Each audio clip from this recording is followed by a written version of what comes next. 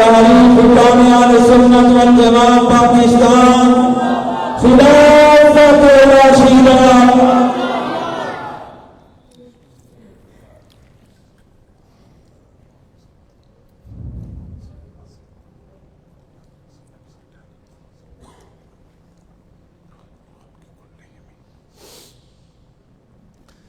السلام علیکم ورحمۃ اللہ وبرکاتہ۔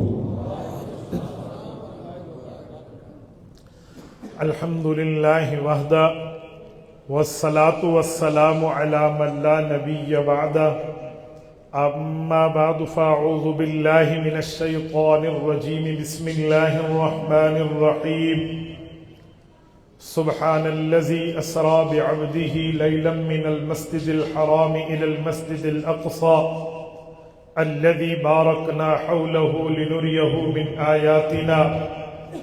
عن انس بن مالك رضي الله تعالى عنه قال قال رسول الله صلى الله عليه وسلم مررت على موسى ليلة أسري بي عند الكثيب الأحمر وهو قائم يصلي في قبره، رواه الإمام الهمام المسلم في صحيحه۔ اللهم صل على محمد وعلى آل محمد كما صليت على إبراهيم وعلى آل إبراهيم إنك حميد مجيد۔ اللهم بارك على محمد وعلى آل محمد كما باركت على إبراهيم وعلى آل إبراهيم إنك حميد مجيد۔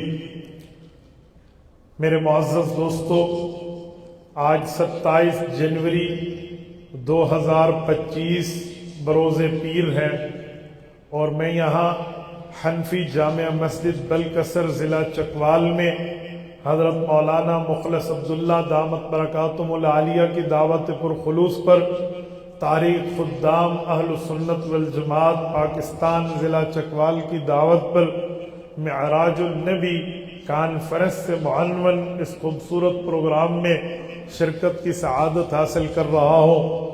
میرے دوستو، میں چند معروضات اسی عنوان پر آپ کی خدمت میں رکھوں گا۔ آپ جیتی جاگتی آنکھوں کے ساتھ، ہنستے مسکراتے چہرے کے ساتھ میری آنکھوں میں آنکھیں ڈال کر بات سنیں گے تو انشاءاللہ ہمارا وقت قیمتی بنے گا۔ میرے دوستو، معراج، مرقات، سلم، یہ وہ 3 لفظ ہیں۔ اللہ جل شانہ کے حکم پر یہ جو سفر فرما رہے ہیں تو گویا آسمان پہ چڑھ کے گئے ہیں، تو اس کو معراج سے تعبیر کیا گیا ہے۔ دوسری بات کہ معراج میرے پاک نبی علیہ الصلوۃ والسلام کو کب ہوا، حضور پاک کس وقت آسمانوں پر تشریف لے گئے، تو یہ نبی پاک عام الحزن کے بعد تشریف لے گئے۔ عام الحزن کسے کہتے ہیں؟ عام الحزن نبوت کے 10ویں سال کو کہتے ہیں۔ جب اعلان نبوت کو 10 سال پورے ہوئے تھے تو اس سال کا نام ہے عام الحزن۔ عام عربی زبان میں سال کو کہتے ہیں، حزن کا معنی ہے غم اور تکلیف کا سال۔ تو میرے پاک نبی پاک پہ تو ہر وقت تکالیف، کفار کی طرف سے تشدد اور بربریت توڑی جاتی تھی، تو پھر صرف اس 1 سال کو عام الحزن کیوں کہتے ہیں؟ یہاں تو اعوام حزن ہیں، حضور پاک کے کئی سال غموں کے ہیں، اس سال کا نام عام الحزن کیوں ہے؟ اس کی وجہ نبی پاک کو تو باہر سے تکلیفیں ملتی تھی، لیکن اس سال میں حضور پاک کو اپنے گھر سے دکھ ملا، گھر سے پیغمبر کو غم ملا۔ آپ کہیں گے کیسے؟ رسالت مآب علیہ الصلوۃ والسلام کی محبوب بیوی ام المؤمنین سیدہ کائنات حضرت سیدہ خدیجۃ الکبریٰ رضی اللہ تعالی عنہا اسی سال فوت ہوئی، اسی لیے حضور پاک کو غم ملا، نبوت کو تکلیف ہوئی، حضور پاک علیہ الصلوۃ والسلام کو دکھ ملا، تو اس سال کا نام عام الحزن قرار دیا گیا۔ نمبر 2، پیغمبر کریم صلی اللہ علیہ وسلم کے چچا جناب خواجہ ابو طالب وہ بھی اسی سال فوت ہوئے۔ میں مذہب کی بات ان کی نہیں کر رہا، وہ اپنی جگہ ڈیبیٹ ہے، لیکن وہ رسول اللہ کے مخلص تھے، نبی پاک کے ساتھ ان کا اخلاص کا تعلق تھا، حضور پاک صلی اللہ علیہ وآلہ وسلم کے اوپر آنے والی تکالیف کو دور کیا کرتے تھے۔ ان کا انتقال بھی اس سال میں ہوا۔ رسالت میں آپ کو کتنا دکھ ملا کہ میں نے کتنی کوششیں کی ان کو اس طرف لانے کے لیے، اور پھر آخر وہ چلے بھی گئے، تو یہ بھی پیغمبر کے دکھ کا ایک سبب تھا۔ تیسرا سبب کہتے ہیں رسول اللہ صلی اللہ علیہ وسلم نے ان دو تکالیف کے بعد مکہ مکرمہ سے باہر اپنی دعوت پھیلانے کے لیے ٹریول فرمایا۔ 50 ڈیز پر مشتمل، 50 دنوں پر مشتمل اللہ کے رسول کا سفر طائف ہے۔ یہ طائف مکہ مکرمہ سے تقریباً 150 کلومیٹر کی مسافت پر ایک خوبصورت بستی ہے، اس کو طائف کہتے ہیں۔ جتنی ٹھنڈک طائف میں ہے اس کا تصور بھی مکہ میں نہیں ہو سکتا، حالانکہ 150 کلومیٹر ہے، کوئی زائد سفر بھی نہیں ہے، لیکن عظیم جگہ ہے، بہترین جگہ ہے، خوبصورت جگہ ہے۔ تو وہاں حضور پاک تشریف لے گئے، اپنے ساتھ اپنے صحابی حضرت زید ابن حارثہ رضی اللہ عنہ کو ساتھ لے کر۔ زید وہ صحابی ہیں جن کا نام قرآن کریم کی آیت میں موجود ہے، پیغمبر علیہ السلام کے کئی صحابہ ہیں، حضرت زید واحد صحابی ہیں جن کا نام قرآن کریم 22واں پارہ دوسرا صفحہ فلما قضا زید، اللہ نے زید کا نام لیا ہے، اس کے ساتھ حضور گئے تھے۔ اب اللہ کے رسول جب وہاں پہنچے تو حضور پاک کے آنے جانے کا بھی سفر ہے، وہاں قیام کے بھی دن ہیں، تو یہ 50 دنوں کا سفر بنتا ہے۔ 10 دن کم 2 ماہ پیغمبر نے یہ سفر فرمایا۔ رسول اللہ کس طرف سے طائف گئے؟ آج اللہ آپ کو مکہ اور مدینہ لے جائے، اللہ آپ کی برکت سے ہمیں بھی لے جائے۔ جب آپ مکہ مکرمہ جائیں گے تو طائف جانے کے لیے 2 راستے ہیں، ایک راستے کو کہتے ہیں طریق سیل کبیر، ایک راستے کو کہتے ہیں طریق الہدا۔ یہ طریق الہدا جو ہے ہلز ایریا، پہاڑی سفر ہے، بڑی بلندی پر پہنچ کے پھر وہاں پہ جانا پڑتا ہے، اور بڑی بلندی، بہت بلندی ہے، یقین مانے آپ کو بابوسر ٹاپ کی بلندی یاد آ جائے اور وہاں کی ٹھنڈک یاد آ جائے۔ جب آپ ہدا اور شفا کو کراس کریں گے تو آپ کو سمجھ آئے گا یہ راستہ آج مختصر راستہ ہے طائف جانے کے لیے، ہائی وے ریاض کا اس راستے پر موجود ہے، پر حضور اس راستے سے نہیں گئے تھے کیونکہ اس زمانے میں یہ ہائی وے نہیں بنا تھا، یہاں پہاڑیاں تھیں، کاٹ کے راستہ نہیں بنایا گیا تھا۔ اللہ کے رسول طریق سیل کبیر سے گئے تھے۔ سیل کبیر کا مطلب بڑا سیلاب، سیل سیلاب کو کہتے ہیں، کبیر بڑے کو کہتے ہیں۔ طریق سیل کبیر وہ راستہ جس راستے پہ سیلاب کا بڑا ایک طوفان آیا کرتا تھا، تو ایک راستہ بن گیا، حضور پاک اس راستے سے گئے تھے۔ آج بھی یہ طائف کا بائی پاس ہے، یہ جو ٹرک ہوں 22 ویلر وغیرہ بڑی گاڑیاں اسی راستے سے جاتی ہیں۔ عام طور پہ جو ہمارے ٹیکسی ڈرائیور ہیں حرم میں مکہ کے، تو اس راستے پہ جانے کو ایوائڈ کرتے ہیں کہ جی ادھر ٹریفک زیادہ ہے، یہاں کراسنگ کرنی پڑتی ہے، وہ ہدا سے جاتے ہیں۔ لیکن میری کوشش ہوتی ہے میں جب بھی مکہ سے طائف جاؤں تو اس راستے کو اختیار کروں جہاں سے حضور پاک کے آنے جانے کا سفر ہوا۔ تو اللہ کے رسول وہیں پہ گئے، طائف پہنچے، وہاں نبی پاک نے معلوم کیا یہاں کون لوگ ہیں، بتایا گیا 3 سردار ہیں، ان کے اپنے فالوورز ہیں، اور ان سرداروں سے ملے تو عوام میں بات اچھی پھیلے گی۔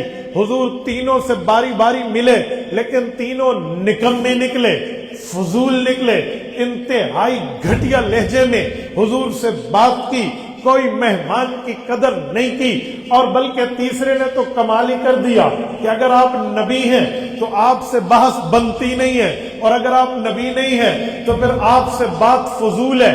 اس طرح کیا۔ پھر یہاں پہ بس نہیں، شیخ الحدیث مولانا محمد زکریا کاندلوی رحمہ اللہ فضائل اعمال میں لکھتے ہیں کہ انہوں نے اوباش لڑکوں کو، فضول گھٹیا قسم کے بچوں کو حضور کے پیچھے لگایا، آوازیں کسو، پتھر مارو، پھر ان لوگوں نے اتنا زج کیا، اتنا تکلیف دی رسول اللہ کو کہ جو سر سے خون نکلتا تھا اس سے پاؤں کی جوتے کے تلوے بھر جاتے تھے۔ رسالت مآب ایک باغ میں گئے اور پھر وہیں پہ جا کے دعا مانگی، اللہم انی اشکو الیک ضعف قوتی وقلت حیلتی وہوانی علی الناس یا رب المستضعفین۔ اللہ تو غریبوں کا رب ہے، مسکینوں کا رب ہے، تکلیفوں والوں لکھنے والوں کا رب ہے۔ اللہ تو مجھ سے ناراض نہیں، تو مجھے کسی کا گلہ نہیں، میں صرف اپنی بات کر رہا۔ اللہ ہو سکتا ہے میں ان تک دعوت نہ پہنچا پایا۔ حضور نے دعائیں مانگی، اللہ یہ ایمان نہیں لاتے تو ان کی نسلوں کو ایمان دے دے۔ ملک الجبال اترا، پہاڑوں کا فرشتہ جبرائیل کے ساتھ آیا، کہا یہ آیا ہے، حضور آپ حکم کریں ان دو پہاڑوں کو ملا دیں، اہل طائف کرش ہو جائیں۔ حضور پاک نے ان کے خلاف دعا نہیں کی بلکہ حضور پاک نے اسے خالی واپس آسمان پہ بھیجا، اس تکلیف کے ساتھ کہ میں برداشت کر لوں گا، یہ نہیں ان کی نسلیں ایمان لائیں گی۔ حضور پاک صلی اللہ علیہ وسلم نے یوں کہا، واپس تشریف لائے، آج ہم پاکستان والے اس دعا کا مصداق ہیں۔ آپ کہیں گے کیسے؟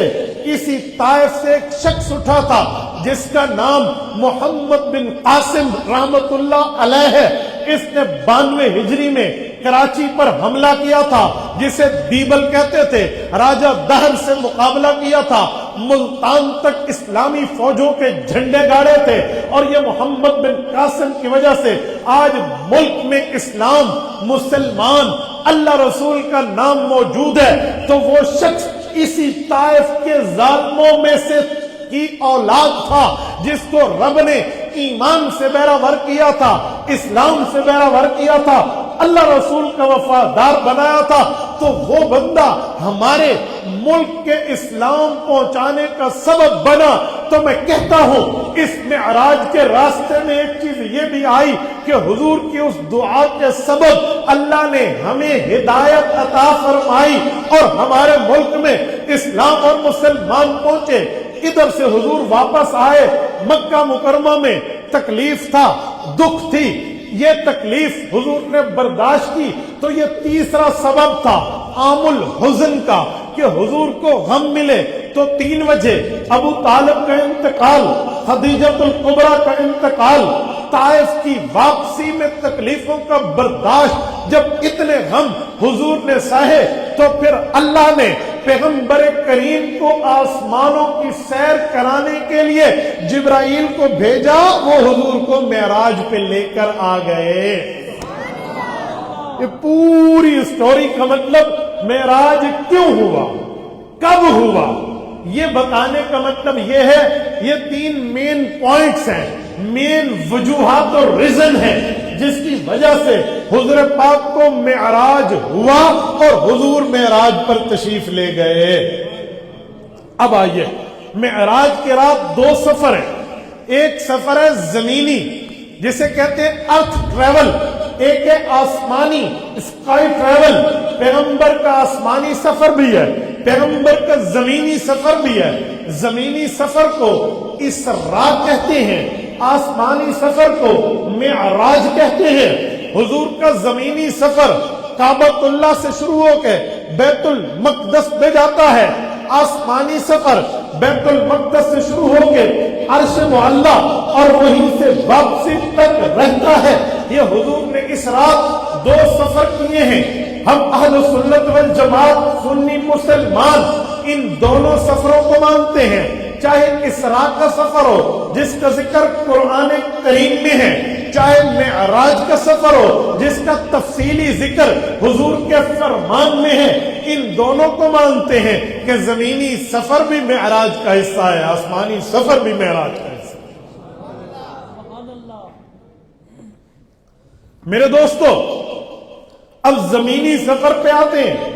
رسول اللہ کا یہ سفر مکہ مکرمہ سے شروع ہوتا ہے، مکہ مکرمہ میں اللہ کے رسول کو اپنے گھر سے لے کر پہلے حتیم میں لایا گیا.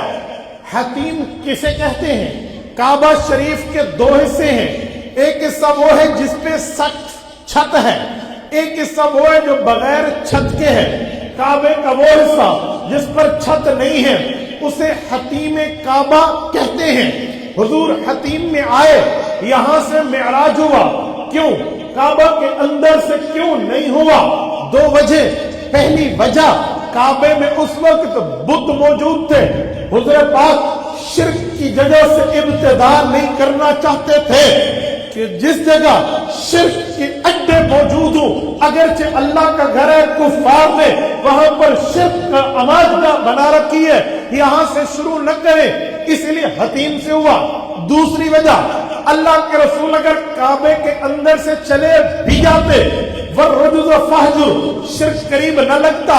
لیکن آج کوئی امتوں میں غریب بندہ یہ چاہتا کہ میں اس جگہ کو دیکھوں جہاں سے میرے نبی نے معراج کا سفر شروع کیا، تو وہ کعبے کے اندر ہوگا.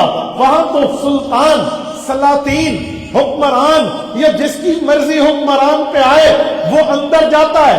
ہر بندہ نہیں جا سکتا، پر کعبے کی کھلی جگہ آزادی کی جگہ ہے. وداؤٹ پرمیشن آف گورنمنٹ، بغیر اجازت کے بندہ حکومت سے اجازت لیے بغیر وہاں جا سکتا ہے، مرد بھی عورتیں بھی. تو حضور پاک نے امت کے لیے یوں رعایت رکھی کہ کوئی غریب اگر اس جگہ کی زیارت کرنا چاہے جہاں سے حضور گئے تو حضور حتیم سے گئے ہیں، جہاں آپ بھی جا سکتے ہیں، ہم بھی جا سکتے ہیں. سفر شروع ہوا. اب اس سفر سے پہلے شق صدر ہوا. شق صدر کا معنی رسول اللہ کے سینے مبارک میں دل اقدس کو باہر نکالا گیا. دل اقدس کو باہر نکال کر دھویا گیا. کہاں سے دھویا؟ چاہے زمزم سے دھویا. زمزم کے کنویں کے پانی، زمزم کے پانی سے دھوا حضور پاک کے دل کو، اور اس دل میں کچھ صلاحیتوں کو مزید باصلاحیت بنا کر حضور کے دل پہ رکھ کر واپس حضور کو لے جائے گئے. دو تین باتیں ہیں. پہلی بات یہ ہے کہ رسالت مآب علیہ الصلوۃ والسلام کے دل کو اس پانی سے کیوں دھویا گیا؟ کہتے ہیں برکات کے حصول کے لیے. میں نے کہا برکت، حضور پاک علیہ السلام بڑے نبی ہیں، وہ تو اس نبی کے پاؤں سے ٹھوکر پہ لگا ہوا پانی ہے جس کا رتبہ حضور پاک سے کم ہے، حضرت اسماعیل علیہ السلام. اس پانی سے کیوں دھویا گیا؟ وہ تو حضور کے مقتدی ہیں حضرت اسماعیل، ان کے پاؤں کا پانی امام کا دل دھویا گیا. وجہ کیا مطلب؟ تو اس کا جواب ہے کہ آپ لوگوں نے صرف ایک چیز دیکھی ہے کہ اسماعیل علیہ السلام چھوٹے درجے میں ہیں حضور سے، اس لیے ان کے پاؤں کا پانی حضور کے دل پہ نہیں لگنا چاہیے. آپ نے تصویر کا دوسرا رخ نہیں دیکھا. اگر تصویر کا دوسرا رخ دیکھیں تو بندے کو لگتا ہے واقعی ٹھیک ہوا ہے. اجی وہ کیا ہے؟ کہ حضرت ابراہیم علیہ السلام اللہ سے دعا مانگتے ہیں، اللہ میں نے تجھ سے 4 امتحان تو نے مجھ سے مانگے، میں نے سب میں آپ کو امتحان دے دیے، اللہ میں پاس ہوں. فرمایا پاس ہو. اللہ پھر مجھے انعام چاہیے. مانگ ابراہیم کیا چاہیے؟ کہ اللہ مجھے انعام میں وہ چاہیے جو تیری کائنات میں ایک ہے، وہ محمد الرسول اللہ میری نسل میں پیدا کر دے. ربنا وبعث فیہم رسولا منہم. مانگا؟ کہتے ہیں جی ہاں. تو میں نے کہا پھر ابراہیم علیہ السلام کی نسل کیسے چلی؟ کہتے جی 2 بیٹے تھے، حضرت سارہ سے حضرت اسحاق پیدا ہوئے، حضرت ہاجرہ سے حضرت اسماعیل پیدا ہوئے. اجی بہت اچھا. حضرت اسحاق کی نسل در نسل در نسل در نسل کئی انبیاء آئے، لیکن حضرت اسماعیل کی 21 پشتوں کے بعد اکیلے محمد الرسول اللہ آئے. محمد بن عبداللہ بن عبد المطلب بن عبد مناف بن ہاشم بن عبد مناف بن قصی بن کلاب بن مرہ بن کعب بن لؤی بن فہر بن مالک بن نضر بن کنانہ بن خزیمہ بن مدرکہ بن الیاس بن مضر بن نزار بن معد بن عدنان الی آخری بن ابراہیم علیہ السلام. یہ سلسلہ نسب ہے. تو حضرت ابراہیم حضور پاک کے دادا ہیں اور حضرت اسماعیل تو گویا نسب میں والد ہیں. کہتے ہیں جی ہاں. تو میں نے کہا اگر باپ کا پاؤں بیٹے کے سینے پہ لگے تو عزت ہے، نقصان نہیں ہے۔ یہ تصویر کا دوسرا رخ ہے، لہٰذا کوئی آبجیکشن اس پر نہیں آ سکتا کہ حضرت اسماعیل علیہ السلام کے پاؤں کا پانی کیوں یہاں لگا۔ حضرت رسول اللہ صلی اللہ علیہ وسلم یہاں پر تشریف لائے اور دل اقدس کو دوبارہ رکھ دیا گیا۔ اجی دل اقدس آ گیا۔ اب میرا ایک سوال ہے، آج کسی کا ہارٹ آپریشن ہو جائے، اوپن ہارٹ سرجری جسے کہتے ہیں، اللہ محفوظ رکھے، اگر یہ ہو جائے تو بندے کو بولنے نہیں دیتے، چلنا تو دور رہا، سفر تو دور رہا۔ یہ حضور پاک کا دل اقدس نکالا گیا، دھویا گیا، نہ کوئی اینتھیزیا ہے، نہ ہاف اینتھیزیا ہے، نہ فل اینتھیزیا ہے، کوئی نشہ بھی نہیں ہے، کوئی چیر پھاڑ کا معاملہ بھی نہیں ہے۔ واپس دل اقدس رکھا گیا اور اس سفر پہ لے گئے جو اس کائنات کا سب سے لمبا ترین سفر ہے۔ وہ صرف ارتھ ٹو ارتھ نہیں ہے، ارتھ ٹو اسکائی ہے، وہ تو اتنا لمبا سفر ہے۔ پھر کیا ہوا؟ پتہ چلا یہ دنیا کے ڈاکٹروں کی کانٹ چھانٹ ہوتی ہے، وہاں خالق جل مجدہ کا معاملہ تھا، وہ جنتی معاملہ۔ اچھا ایک بات بتاؤں، یہ جو حضور پاک کا دل اقدس باہر ہے، وہ دھو رہے ہیں فرشتے، آپس میں باتیں کر رہے ہیں، پھر حضور کے دل کو آ کے رکھتے ہیں، یہ احادیث پاک میں ہے۔ کون دیکھ رہا تھا کہ فرشتوں نے حضور کا دل دھویا؟ کوئی صحابی نہیں دیکھ رہا، یہ تو حضور نے آ کر بتایا، ایسے دل اقدس کو دھویا گیا۔ کون دیکھ رہا تھا؟ فرشتے وہاں سے باتیں کر رہے ہیں، حضور پاک کا دل جان سے باہر ہے، حضور ان کی باتیں کیسے سن رہے ہیں؟ رسالت مآب علیہ السلام کا دل ان کے ہاتھوں میں ہے، حضور حتیم میں سوئے ہوئے ہیں، حضور پاک کی حیات بھی برقرار ہے، سما بھی برقرار ہے۔ کیسے برقرار ہے؟ کیسے برقرار ہے؟ آج مجھ سے پوچھا جاتا ہے پیغمبر کریم کی حیات کیسے، پیغمبر کا سما کیسے، عند القبر کی تعین کیسے؟ او خدا کے بندے، پیغمبر علیہ السلام کو رب کریم نے سماعت وہ عطا فرمائی ہے، دل اقدس جسم سے باہر ادھر دھویا جا رہا ہے، حضور دیکھ بھی رہے ہیں، آواز سن بھی رہے ہیں۔ عجیب معاملہ میرے دوستو، اسی لیے نبوت کے مسئلے پر انگلی نہیں اٹھانی چاہیے۔ یہاں تسلیم ہے، یہاں پر ایکسپٹنس ہے، یہاں پر ماننا ہے، یہاں پر سر جھکانا ہے، یہاں پر سر نہیں اٹھانا، ورنہ ابو لہب حضور پاک صلی اللہ علیہ وسلم کے نام پہ باندھی آزاد کر کے بھی جہنمی بنا، اور ابو بکر حضور پاک کا کوئی ذاتی رشتہ دار نہیں تھا، پھر بھی دنیا میں امت کا امام تھا۔ ماننے کی بات ہوتی ہے، ورنہ رشتہ داری کے معاملات کی بات نہیں ہوتی۔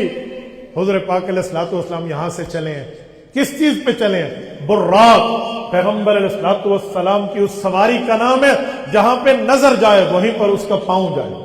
وہ براق پر رسول اللہ سوار ہوئے ہیں، کئی جگہ حضور پاک کو روکا گیا ہے، یہ رسول اللہ رکے ہیں بیت اللحم میں، یہ رکے ہیں یہ یثرب آپ کا دار الہجرت بنے گا، یہ رکے ہیں فلاں جگہ، یہ رکے ہیں فلاں جگہ، اور ایک جگہ حضور پاک کو مزید بھی روکا گیا، جہاں روکتے وہاں حضور پاک 2 رکعت پڑھتے۔ اس پورے سفر میں حضور نے ہر جگہ 2 رکعت پڑھی ہے۔ اس سے پتہ چلا جتنا لمبا سفر کیوں نہ ہو جائے، کبھی 1 رکعت نماز دنیا میں کہیں نہیں ہے کہ تم 1 رکعت پڑھ لو، ہمیشہ جتنی بھی کم ہو تو کم از کم 2 رکعت ہے، ورنہ اتنے لمبے سفر میں تو کہیں 1 رکعت ثابت ہو جاتی، ہر جگہ 2 رکعت 2 رکعت 2 رکعت ہے، تو 1 رکعت والی ترتیبیں نہیں ہیں، تبھی حضور نے کم از کم 2 ہی پڑھی ہیں۔ حضور پاک کو ایک جگہ روکا گیا، صحیح مسلم کی حدیث ہے، اللہ کے رسول صلی اللہ علیہ وسلم فرماتے ہیں مجھے روکا گیا، میں نے پوچھا کیا ہوا؟ کہا جی آپ اترے تو صحیح سواری سے، میں اترا، اجی ادھر 2 نفل پڑھا تو کہتے میں نے یوں دیکھا، اند الکثیب الاحمر، سرخ ٹیلا تھا، سرخ ٹیلا مجھے نظر آیا، میں نے دیکھا تو ساتھ مررت علی موسیٰ، قبر میں حضرت موسیٰ علیہ السلام ہے، قائم کھڑے ہیں، یصلی فی قبرہ، اور قبر میں نماز پڑھ رہے ہیں۔ صحیح مسلم پاکستان میں چھپی ہوئی قدیمی کتب خانہ کی کتاب اٹھائیں، جلد نمبر 2، کتاب الفضائل، باب فضائل موسیٰ، صفحہ نمبر 268 ہے، اور واضح طور پہ موجود ہے رسول اللہ صلی اللہ علیہ وسلم کی یہ حدیث۔ یہ قدیمی کتب خانہ کراچی سے چھپی ہے، صحیح حدیث ہے، نام ضعیف مسلم نہیں ہے، صحیح مسلم ہے، دیکھنے والے حضور ہیں، اور موسیٰ علیہ السلام اپنی قبر میں کھڑے ہو کے نماز پڑھ رہے ہیں۔ جب یہ بات بتائی جاتی ہے تو کہا جاتا ہے یہ تو حضور کا معجزہ ہے، میں نے کہا ٹھیک ہو گیا، دیکھنا معجزہ ہے نا؟ کہتے ہیں جی ہاں، میں نے کہا نماز قبر میں پڑھنا تو نبی کی عبادت ہے، ہم دیکھنے سے تو بات نہیں کر رہے، ہم تو پڑھنے کا معاملہ بتا رہے ہیں، اور رسالت مآب علیہ السلام نے خود دیکھا ہے. حیرانگی کا معاملہ ہے, ایک نبی نماز پڑھ رہا ہے, دوسرا نبی دیکھ رہا ہے. صحیح کتاب صحیح مسلم میں موجود ہے. نہ ماننے والا پھر بھی نہ مانے تو اس کو اپنی عقل پہ ماتم کرنا چاہیے. میرے دوستو, حضور پاک علیہ السلام نے دیکھا, آگے چلے, بیت المقدس میں اترے, اور ادھر کہتے ہیں کہ براق کو جبرائیل نے باندھا. میں ایک سوال پوچھتا ہوں, براق تو جنتی جانور تھا, باندھا کیوں؟ کہتے ہیں جنتی جانور جب دنیا میں آیا, اس نے دنیا کے جانوروں کا وزٹ کیا, تو کہیں ان کا اثر لے کر یہ بھی نہ دوڑ جائے, اسی لیے باندھا گیا. اس لیے ماحول کا بھی اثر ہوتا ہے, دائیں بائیں کا بھی اثر ہوتا ہے, تو بندہ ان معاملات کو بھی ذرا دیکھے. تو براق کو باندھا گیا. حضور پاک علیہ السلام بیت المقدس پہنچے. کیوں پہنچے؟ جواب قرآن میں ہے, سبحان الذی اسری بعبدہ لیلا من المسجد الحرام الی المسجد الاقصی. اللہ فرماتے ہیں میں نے سیر کرائی. کیوں؟ فرمایا لنریہ من آیاتنا, میں پیغمبر کریم کو اپنی آیات کی نشانیاں دکھانا چاہ رہا ہوں. آیات, نشانیاں دکھانا چاہ رہا ہوں. لنریہ من آیاتنا. اور دوسرا, اللہ نے استبراق بالامکنہ کا عقیدہ بتایا. فرمایا الذی بارکنا حولہ. بیت المقدس وہ جگہ ہے جس کے ارد گرد میں نے بڑی برکات رکھی ہیں. کئی برکات ہیں. ایک برکات کا معاملہ یہ ہے کہ یہاں تقریباً 70,000 انبیاء کرام کی قبور مطہرہ موجود ہیں. یہ ہے نبی کی برکت, یہ ہے پیغمبر سے برکت ملتی ہے. ورنہ تو لوگ نبی کی برکت کا انکار کرتے ہیں. ہم تو اولیاء اللہ کی برکت کے قائل ہیں, حافظ اور عالم کی برکت کے قائل ہیں. چہ جائے کہ نبی پھر امام الانبیاء. تو برکات ہیں. الذی بارکنا حولہ, یہ استبراق بالامکنہ, بعض اوقات جگہ مبارک ہو جاتی ہے, یہ اس کی دلیل ہے. دیکھیں ادھر ہم نماز پڑھیں جہاں عام جگہ ہو, ایک نماز کا ثواب ایک, مسجد میں پڑھیں ایک نماز کا ثواب 25 گنا, جامع مسجد میں پڑھیں ایک نماز کا ثواب 27 گنا, اور بیت المقدس یا بیت مسجد نبوی میں جا کر پڑھیں تو ایک نماز 50,000, اور بیت اللہ میں پڑھیں تو ایک نماز 1,00,000 نماز. اور اگر جماعت کے ساتھ پڑھیں تو 27 گنا, ایک جماعت 27 لاکھ نمازوں کا ثواب. کیوں؟ یہ ہے استبراق بالامکنہ, جگہ کی برکت ہے. استبراق بالاوقات, بعض اوقات وقت کی برکت ہے. دیکھو عام جگہ نفل پڑھو نفل, لیکن رمضان میں نفل پڑھو تو من تقرب فیہ بخصلۃ کان کمن ادى فریضۃ فیما سوا. حضرت سلمان کی روایت صحیح ابن خزیمہ میں حضور نے فرمایا رمضان میں نفل پڑھنے والا یوں ہے جیسے عام مہینے میں فرض پڑھنے والا. اتنا مقام ہے.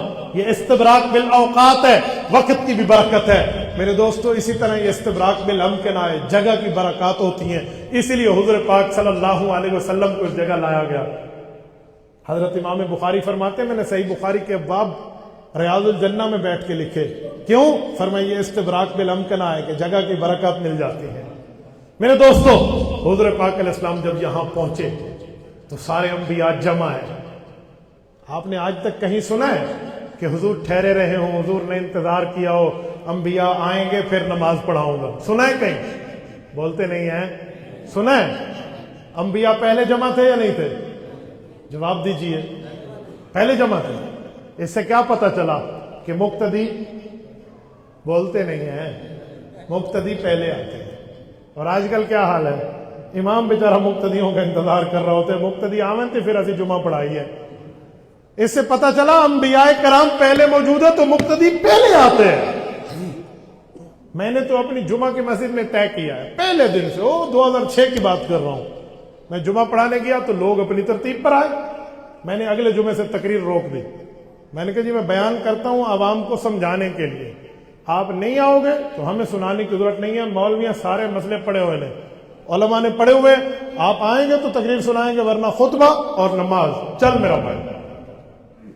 2 جمعے یوں لگے. اب الحمدللہ 2 3 صفیں پہلے بیٹھی ہوتی ہیں. کیوں؟ سننے کے لیے آئیں گے تو سنائیں گے. میں نے کہا تم بڑے مقتدی بن گئے ہو. انبیاء کرام مقتدی ہیں حضور کے, تو مقتدی پہلے ہے, امام بعد میں آیا. اور یہاں الٹی گنگا بہے گی کہ امام پہلے آ کے بیٹھے رہے, لائٹیں جلائے, دروازے کھولے اور اس کے بعد مقتدیوں نے انتظار کرے. یہ طریقے نبوت نہیں ہے. تو حضور پاک علیہ الصلوۃ والسلام نے انبیاء کو وہاں نماز پڑھائی. میں ایک سوال کرتا ہوں, اس وقت تو نماز فرض ہی نہیں ہوئی تھی, نماز لازم ہی نہیں تھی. نماز تو عرش پہ جا کے پھر فرض ہوئی. اب کون سی نماز ہے؟ ابھی تو نماز لازم بھی نہیں ہے. اب کون سی نماز پڑھی جا رہی ہے؟ تو ملا علی قاری رحمۃ اللہ علیہ نے مرقات شرح مشکات میں اس کا جواب دیا. وہ کہتے ہیں صلاۃ التحیہ و صلاۃ علی الخصوصیہ، فرماتے ہیں یہ ریسپشن کی نماز ہے، استقبال کی نماز ہے، یا خصوصی انبیاء کی نماز ہے. فرمایا ابھی واجب تو نہیں تھی نا، ابھی لازم تو نہیں تھی، پہلے پڑھا تو فرماتے ہیں یہ خصوصی نماز ہے، صرف انبیاء کی نماز.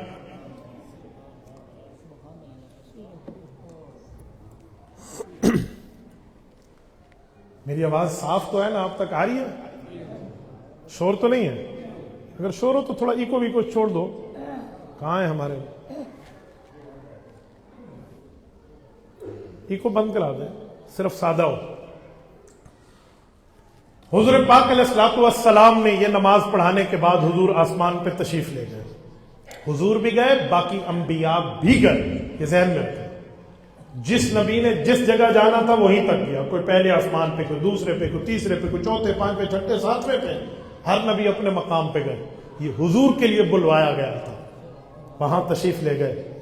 حضور پاک علیہ السلام گئے، ایک ایک انبیاء سے ملاقات ہوئی، آخر تک ملاقات ہوئی.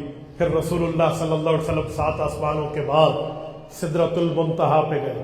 سدرہ کہتے ہیں بیری کو، منتہا کہتے ہیں اینڈ، جہاں پر اینڈ ہو جائے اس درخت پر. ہمارے بعض علماء کا قول ہے کہ سدرۃ المنتہا پہ روحیں بیٹھی ہوئی ہیں، جس نے پیدا ہونا ہے اس کی روح وہاں سے اٹھا کے ماں کے پیٹ میں چوتھے مہینے ڈال دی جاتی ہے، تو وہ سدرۃ المنتہا ہے. ادھر جبرائیل نے عرض کیا یا رسول اللہ اب آگے آپ کو اکیلا جانا ہوگا، آگے میں نہیں جا سکتا. کنز الاموال میں روایت موجود ہے، فرمایا میرے پر جل جائیں، آگے اتنے نور کے پردے ہیں، میں نہیں جا سکتا. جبرائیل نے حضور پاک علیہ الصلوۃ والسلام کو یہاں سے الوداع کیا. وہاں رسول اللہ صلی اللہ علیہ وسلم آگے گئے ہیں. کہتے ہیں سیرت کی کتابوں میں ہے کہ وہاں رسول اللہ کے دل اقدس میں تھوڑی سی پریشانی ہوئی کہ گھر سے چلے، جبرائیل ساتھ تھا، بیت اللہ آئے، ایک ایک جگہ رکے، بیت المقدس آئے، جبرائیل کے ساتھ ہے، اور آ کر پھر ہم آخر سدرۃ المنتہا تک. اب جبرائیل چھوڑ گیا، اب اکیلا سفر. تو کہتے ہیں اس موقع پہ نبی پاک صلی اللہ علیہ وسلم سے ایک فرشتے نے دل لگی اور گپ شپ کی بات کی. اس فرشتے کی آواز ابو بکر صدیق کی آواز تھی. اسی میں مانوس کر کے رسول اللہ سے گفتگو ہوئی. کیوں؟ کہتے ہیں اللہ نے اس فرشتے کو پیدا ہی اس لیے کیا تھا کہ تو ادھر ٹھہر جا، جس دن مصطفیٰ یہاں سے گزریں گے اگر انہیں پریشانی ہوئی تو ان کے یار غار والی زبان میں بات کرنا. حضرت رسول اللہ صلی اللہ علیہ وسلم آگے تشریف لے گئے اور وہاں پر پہنچے ہیں. پوری ترتیب ہے، وہاں سے ملاقات ہے، اور پھر سلام ہے، اور پھر سلام کا جواب ہے، السلام علیکم ہے، السلام علینا ہے. ساری ترتیب پورے معاملات کے بعد 50 نمازوں کا تحفہ ہے. حضور واپس تشریف لائے. حضرت موسیٰ علیہ السلام نے کیا عرض کیا کہ جی آپ کی امت 50 نہیں پڑے گی، کم کرائیں. کم ہوئے. اب ایک روایت ہے کہ 9 مرتبہ حضور کا آنا جانا ہوا، 5 کم ہوتے رہے، پھر 5 بچ گئے. 50 تھے. ایک روایت میں نہیں 4 مرتبہ حضور گئے، 10 کم ہوئے، 5 رہ گئے. پھر آخری 5 کے وقت حضرت موسیٰ نے فرمایا آپ کی امت یہ بھی نہیں پڑے گی، مجھے تجربہ ہے، میں اپنی قوم سے ہو کر آیا ہوں. حضور نے فرمایا اب مجھے جاتے ہوئے اللہ سے حیا آتی ہے کہ رب نے فرما دیا ہے محبوب ہمارے ہاں تبدیلی نہیں ہے، تیری امت پڑھے گی 5 نمازیں، ثواب 50 کا دو. کہ آپ نہیں جاتا. میں حیران ہوں. میں ایک جگہ یہ حدیث سنا رہا تھا تو ایک شخص نے مجھے کہا کہ ایک باری پھر بھی اللہ دے رسول تشریف لے جاندے تے ساڑا کم بڑھ جاندہ. میں کہا جی پتر اگر تو نکاح لائے تے تیرا بیوی بھی گئی تے تیرا کلمہ بھی گیا، ایک بار پھر کلمہ پڑھ. عجیب بات ہے، تو رسول اللہ کے لیے یہ ریکمینڈ کرے گا کہ حضور جائیں ایک باری پھر جائیں. بعض اوقات ایسا جملہ انسان منہ سے کہہ کر پتہ نہیں کہاں سے کہاں فارغ ہو جاتا ہے. تو اللہ کے رسول صلی اللہ علیہ وسلم نہیں گئے اور تو بیٹھ کے کہہ رہے بھی حضور جاتے. وہ مقام حضرت موسیٰ کا ہے. انہوں نے وہاں کہا، رسول اللہ کا جواب بھی آیا. آپ علیہ الصلوۃ والسلام وہاں پر جہنم کا وزٹ بھی کیا ہے، جنت کے وزٹ بھی. یہاں ایک سوال اٹھتا ہے کہ کیا واقعی جہنم کے لیے تو زمینوں کے اندر وہ تحت الثری میں ہے، زمین کے نیچے، اور بعض روایتوں میں ہے ان تحت البحر نارا، کہ سمندر کے نیچے ہے جہنم، کیونکہ قیامت میں یہ سمندر ابلیں گے کیونکہ وہ اس کی گرمی ہوگی جہنم کے آگ کی. تو اوپر جہنم کیسے دیکھی؟ میں نے کہا جی ورچوئل اجلاس آج کے دور میں آپ کو سمجھانے کے لیے کہنے لگا ہوں. دنیا کے جس ممالک میں جو بندہ بیٹھا ہو، جس ملک میں ایک ورچوئل اجلاس ہوتا ہے، زوم میٹنگ ہوتی ہے، ایک ایک بندہ وہاں سے اپنی اپنی آئی ڈی کو آن کر کے ایک جگہ اسکرین پر اکٹھے ہو جاتے ہیں، تو رسول اللہ کے سامنے بھی اسکرینیں چلا کر دکھا دی گئی ہوں گی، یہ سودیوں کا عذاب ہے، شراب خور کا عذاب ہے، یہ زنا والوں کا عذاب ہے، یہ جھوٹ بولنے والوں کا عذاب ہے۔ تو پیغمبر نے وزٹ نہیں کیا، یہ نہیں ہو سکتا؟ تو کیا سے کیا نہیں سمجھایا جا سکتا؟ آج کے جدید سائنس نے سمجھانا تو بہت آسان کر دیا ہے۔ میرے دوستو، رسالت مآب علیہ الصلوۃ والسلام واپس تشریف لائے۔ حضور اکرم صلی اللہ علیہ وسلم جب پھر انبیاء کرام کے پاس جہاں نماز پڑھی تھی ادھر تشریف لائے تو انبیاء بھی دوبارہ آئے۔ مولا علی قاری فرماتے ہیں رسول اللہ صلی اللہ علیہ وسلم آئے اسی مرکات سرہ مشکات میں، انبیاء بھی آئے، وَصَلَّ بِهِمْ صَلَاةَ مُوَدِّعٍ فَأَخَرَ، پھر حضور پاک نے دوسری نماز پڑھائی، کیونکہ اب نماز لازم ہو چکی تھی، یہ نماز پڑھائی کیونکہ یہ الوداعی نماز تھی، پھر ہر نبی اپنے مقام پہ تشریف لے گئے۔ حضور پاک نے یہاں دوسری امامت کرائی۔ اب یہاں سے 2 4 5 پوائنٹ سمجھ آتے ہیں۔ پہلی بات یہ ہے کہ تمام انبیاء کو وہاں جمع کیا گیا، یہ رتبہ رسول اللہ کا سمجھ آتا ہے۔ سوال اٹھتا ہے کیوں جمع کیا گیا؟ تو جواب ہے کہ قرآن میں ہے کہ اللہ تعالیٰ نے انبیاء کو زمین پہ بھیجنے سے پہلے انبیاء سے ایک وعدہ لیا تھا، فرمایا ثم جاءکم رسول لتؤمنن بہ ولتنصرنہ، حضور پاک اگر تمہارے دور نبوت میں آ جائیں تو ایمان بھی لانا، مدد بھی کرنا، لیکن حضور تو اپنے دور نبوت میں آئے، انبیاء کے ادوار میں نہیں آئے، تو اللہ نے وعدہ پورا کرایا کہ حضور کا مقتدی ان کو بناؤں تاکہ ان پر ایمان بھی آ جائے اور مقتدی ہونے کی مدد بھی ہو جائے۔ لتؤمنن بہ ولتنصرنہ، کہتے ہیں ایک اور بات بھی سمجھ آئی، یہ جو ہمیں کہا جاتا ہے کہ نبی تو ہر جگہ ہوتا ہے، آپ تو کہتے ہیں نبی ہر جگہ نہیں ہے، تو یہ معاملہ صاف ہو گیا کہ اگر انبیاء ہر جگہ ہوتے تو حضور کے لیے یہاں جمع نہ کیے جاتے، انبیاء صرف اپنے مقام پہ ہوتے ہیں، اسی لیے سب کو یہاں جمع کیا گیا۔ ایک بات اور بھی سمجھ آئی، اجی وہ کیا کہ رسالت مآب علیہ الصلوۃ والسلام کے یہ مقتدی بنے، حضور امام بنے، اور امام کون ہوتا ہے؟ امام وہ ہوتا ہے جس کے آگے بھی کوئی نہیں ہوتا، اس کے برابر بھی کوئی نہیں ہوتا۔ تو حضور کا رتبہ اتنا بڑا کہ حضور کے آگے تو چھوڑو برابر بھی کوئی نہیں ہے، یہ امام الانبیاء ہے۔ اور امام، اللہ اکبر، حضور پاک نے نماز پڑھائی، چلو حضور پاک تو دنیاوی زندگی میں موجود تھے، باقی انبیاء تو وفات کے بعد جمع ہوئے ہیں، ماں سوائے حضرت عیسیٰ علیہ السلام، یہ 1 2 کا استثناء کر لیں۔ یہ جو کہا جاتا ہے کہ موت کے بعد عبادت نہیں ہوتی، صرف موت تک عبادت ہے، اگر یہ بات مان لوں تو پھر انبیاء کی وفات کے بعد والی معراج کی رات کی عبادت کو کہاں لے جائیں گے؟ اس سے پتہ چلا زندگی تک عبادت فرض اور واجب اور لازم اور کمپلسری ہے، موت کے بعد کوئی چاہے جیسے انبیاء اپنی آنکھوں کی ٹھنڈک کے لیے نماز پڑھتے ہیں تو جائز ہے، کوئی لازم نہیں رہتی لیکن جائز ہے، ورنہ اگر موت کے بعد کی عبادت بالکل یا انکار کر دیں تو معراج کی رات کی نماز جاتی ہے، نماز جاتی ہے تو امامت انبیاء جاتی ہے، امامت انبیاء جائے گی تو حضور پاک کے امام الانبیاء ہونے کا رتبہ وہاں سے نعوذ باللہ چلا جائے گا۔ اور ایک مسئلہ اور بھی سمجھ آیا، جیسے ہم نماز پڑھتے ہیں نا، نماز میں امام تلاوت کرتا ہے، مقتدی نہیں کرتے، امام تلاوت کرتا ہے، یہی معاملہ حضور پاک کی امامت میں ہوا ہے معراج کے رات، انبیاء نے تلاوت نہیں کی، حضور نے کی۔ آپ کہیں گے دلیل قرآن کریم میں ہے، وَلَقَدْ آتَيْنَاكَ سَبْعًا مِّنَ الْمَثَانِي وَالْقُرْآنِ الْعَظِيمِ، محبوب مصطفیٰ قرآن آپ کو ملا، سورۃ فاتحہ آپ کو ملی، یہ اللہ نے فرمایا۔ تو جسے قرآن ملا پڑھا ہی اس نے، پیچھے انبیاء تو تورات والا تھا، زبور والے نبی تھے، جو ہے نا کیا کہتے ہیں انجیل والے نبی تھے، صحائف والے نبی تھے، وہاں پر نہ قرآن موجود تھا نہ سورۃ فاتحہ موجود تھی، اس لیے انہوں نے پڑھی نہیں، حضور پہ آئی، حضور نے پڑھی، پتہ چلا امام پڑھے گا مقتدی کا پڑھنا ہو جائے گا، یہ بھی یہاں سے پتہ چلا کہ امام پڑھ رہا ہے، سورۃ الفاتحہ بھی اور قرات بھی، پیچھے مقتدیوں کا معاملہ نہیں ہے۔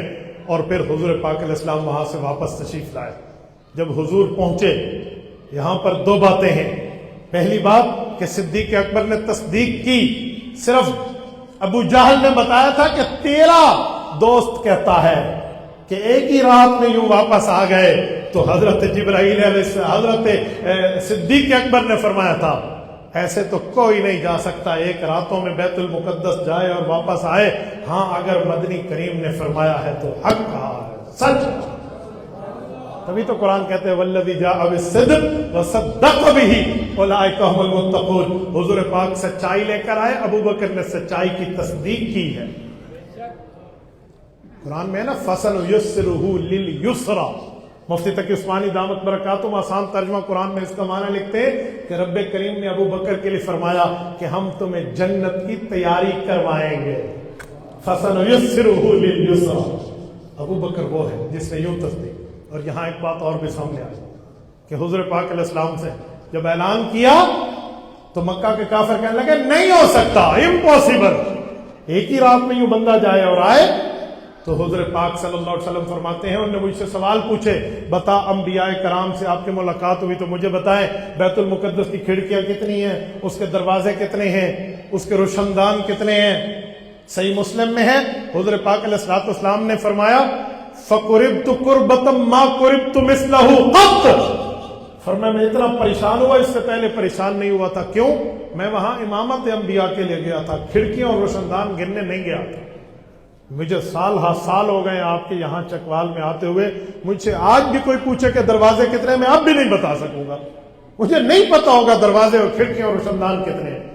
تو جو بندہ جاتا ہے فار دا وزٹ جاتا ہے، ناٹ فار دا کاؤنٹنگ، ایک ایک چیز گننے تھوڑی جاتا ہے۔ تو انہوں نے یہ سوال کیا، حضور فرماتے جب مجھے پریشانی ہوئی تو اللہ پاک نے کرم کیا، جبرائیل امین کا جو میرے ساتھ وہاں سفر ہوا تھا جس جگہ، تو اللہ نے میرے سامنے اسکرین چلا دی بیت المقدس کی کھڑکیاں کتنی ہیں اور بیت المقدس کے دروازے روشندان کتنے ہیں، میں گنتا جا رہا ہوں الا انبأتہم بہ، انہیں بتاتا جا رہا ہوں۔ عالم الغیب ذات صرف اللہ کی ہے، علم غیب کی کنجیاں اللہ کے پاس ہے۔ اگر علم غیب کا معاملہ کسی اور کے پاس ہوتا تو یہاں پریشانی نہ بنتی۔ رسالت آپ کی پریشانی اس بات پہ دلالت کر رہی ہے کہ علم غیب کی کنجیاں کس کے پاس ہیں؟ اللہ کے پاس ہے۔ الغیب بیدہ اللہ تعالی اذا انتقل غیر منہ فہو بلیس الغیب، غیب اللہ کے علم کو کہتے ہیں، اگر وہ علم کسی کی طرف منتقل ہو جائے تو اسے غیب کا علم نہیں کہتے، اسے غیب کی خبر کہتے ہیں، غیب کی وحی کہتے ہیں، غیب کی نبا کہتے ہیں، اور اسے غیب کا اظہار کہتے ہیں۔ نبی پر اللہ غیب کو ظاہر کرتے ہیں، غیب کو نازل کرتے ہیں، غیب کی بات کو بتاتے ہیں، غیب کی خبر دیتے ہیں۔ جو علم غیب ہے وہ اللہ کے پاس ہے، ورنہ تو یہ پریشانی بنتی بھی نہیں تھی۔ اس جیسی شخصیت امام الانبیاء جیسے، جس جیسا انسان اس دھرتی پہ آیا ہو، جس جیسا کسی ماں نے پیدا کرنے کا اس کے حاشیہ خیال میں کبھی دماغ میں بات نہ آئی ہو، وہ شخصیت جس کے لیے کہا گیا ہے کہ کأنک قد خلقت کما تشاء، آپ بتاتے گئے اللہ مجھے یوں بنا اور اللہ ویسے بناتا گیا۔ اس جیسے کے لیے پریشانی کیوں ہوئی؟ پتہ چلا علم غیب کی کنجیاں صرف اللہ کے ہاتھ، اور یہ بھی یہاں سے سمجھ آئے۔ رسالت مآب علیہ الصلوۃ والسلام یہاں سے واپس تشریف لائے اور یہ نماز معراج کا تحفہ ہے۔ میرے دوستوں میں پوری بات کا خلاصہ پیش کرتے ہوئے کہنے لگا ہوں، آپ جتنے دوست بیٹھے ہیں، جتنے ساتھی بیٹھے ہیں، ہم نماز کے علاوہ جتنے احکام کی بات کریں، روزے کی بات کریں، حج کی بات کریں، عمرہ کی بات کریں، زکوٰۃ کی بات کریں، قربانی کی بات کریں، نکاح کی بات کریں، صلہ رحمی کی بات کریں، باقی معاملات کو دیکھیں وہ اللہ نے حضور کو زمین پہ دیے۔ نماز اتنی بڑی عبادت ہے، اللہ نے حضور کو معراج پہ دیا۔ معراج پر بلا کر نماز کا تحفہ دینا، یہ اس بات کے محتم بشان بتانے کے لیے کافی ہے کہ لوگوں نماز بہت بڑی چیز ہے، نماز نہ چھوڑنا۔ نام حق میں ہے روز محشر کے جان گداز بود اولی پرسش نماز بود۔ اے لوگوں قیامت کا دن جان کو پگلانے والا ہوگا، سب سے پہلی پوچھ گچھ جو ہوگی وہ نماز پہ ہوگی، سب سے پہلی پوچھ گچھ نماز پہ ہوگی، تو نماز نہ چھوڑیں۔ جتنے حضرات بیٹھے نماز کے معاملے کی پابندی کریں گے، جتنے ساتھی بیٹھے ہیں مرد عورتوں تک یہ پیغام پہنچائیں گے، نماز کی پابندی کریں گے، بڑے چھوٹے سارے کریں گے، ہاتھ اٹھا کر تائید کریں گے انشاءاللہ۔ نماز کی پابندی، باجماعت نماز کی پابندی، مسجدوں میں آ کے نماز کی پابندی کرنی پڑی، گھر والوں کو بتانا ہوگا، بچوں کو سمجھانا ہوگا، کریں گے انشاءاللہ۔ جزاکم اللہ تعالی۔ اگر یہی بات ہے تو میں ایک جملہ کہوں، آقا وہ آپ کی معراج کہ آپ لوح و قلم تک پہنچے، آقا وہ آپ کی معراج کہ آپ لوح و قلم تک پہنچے، آقا یہ میری معراج کہ میں تیرے قدم تک پہنچا۔ اقول قولی ھذا واستغفر اللہ وآخر دعوانا ان الحمد للہ رب العالمین۔